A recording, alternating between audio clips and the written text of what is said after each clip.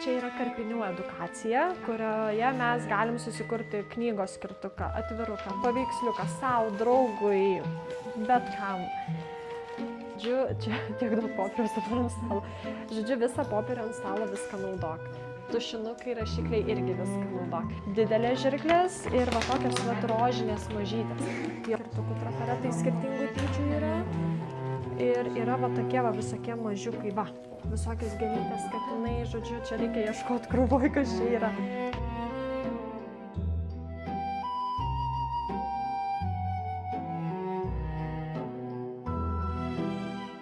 Pabūti tokiam lėtam laike ir atsipalaiduoti, pajausti savo pirštus, savo mintis, atsiplėšti nuo to išorinio pasaulio ir tiesiog susikoncentruoti tą veiklą, kuri yra čia, dabar ir kompanija, kai yra gera, pasitart su kažkuo, pavyzdžiui, savo kaimynu, kaip čia kokią spalvą derinti, kaip čia ką daryti ir išbandyti kažką naujo. Nes galbūt ne visi yra taip karpę tą popierių, galbūt kažkam nepatinka, irgi išsibandyti, ar patinka man, ar ne.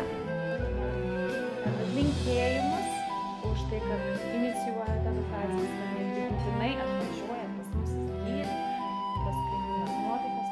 Tai yra labai svarbu mamoms, tėčiams, vaikams. Taip. Tai ačiū Jums labai. Ačiū Jums.